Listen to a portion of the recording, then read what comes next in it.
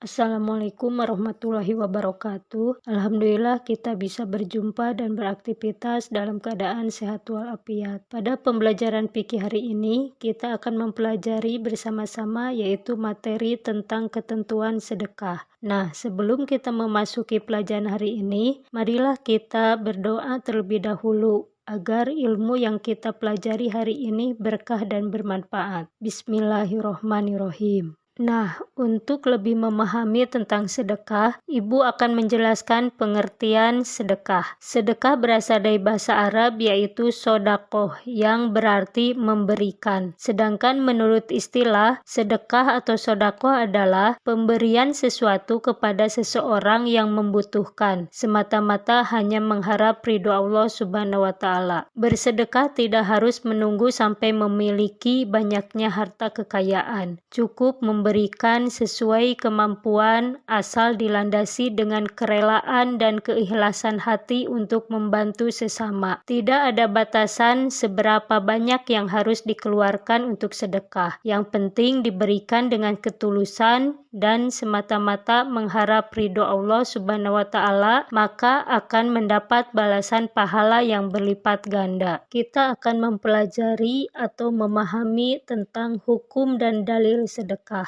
Hukum sedekah adalah sunnah muakkad, yaitu sunnah yang sangat dianjurkan. Namun, pada kondisi tertentu, sedekah bisa menjadi wajib dan juga bisa berubah menjadi haram. Sedekah bisa menjadi wajib jika ada seorang miskin dalam kondisi kelaparan datang kepada kita untuk meminta makanan. Keadaan orang tersebut memprihatinkan. Jika tidak diberi, dia akan sakit parah atau bahkan nyawanya bisa terancam. Sementara pada waktu itu kita memiliki makanan yang dibutuhkan orang tersebut. Pada kondisi demikian, memberikan sedekah berupa makanan kepada orang tersebut hukumnya wajib. Jika tidak kita lakukan, berdosalah kita. Yang kedua, sedekah bisa menjadi haram jika diberikan kepada orang yang tidak layak atau digunakan untuk tujuan yang tidak baik. Misalnya, sedekah yang diberikan kepada seseorang yang digunakan untuk kemaksiatan atau sedekah yang berasal dari hasil yang haram seperti korupsi. Mari kita perhatikan firman Allah mengenai sedekah yang terdapat dalam Al-Quran surat Yusuf ayat 88. Bismillahirrahmanirrahim. Innallaha yazil mutasaddiqin, yang artinya sesungguhnya Allah memberi balasan kepada orang-orang yang bersedekah.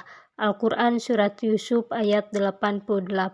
Sebagaimana diterangkan Rasulullah SAW dalam hadis riwayat Muslim. Idza mataknu adamang qata'a amaluhu illa min salasin sodakotin jariyah au ilmiyun tafa'u bih au waladin solihah yad'ulah, yang artinya bila anak Adam meninggal dunia maka seluruh pahala amalannya terputus kecuali pahala 3 amalan: sedekah jariyah, ilmu yang bermanfaat, dan anak soleh yang senantiasa mendoakan kebaikan untuknya. Hadis riwayat Muslim. Sekarang kita ke bentuk-bentuk sedekah. Sedekah atau sodakoh dapat diwujudkan dalam berbagai bentuk. Apabila tidak mempunyai harta, maka bersodakohlah dengan tenaga. Apabila tidak dapat sodakoh dengan tenaga, maka dengan senyuman atau perkataan yang baik pun sudah termasuk sodakoh. Bahkan menahan diri agar tidak berbuat keburukan kepada orang lain pun juga termasuk sodakoh.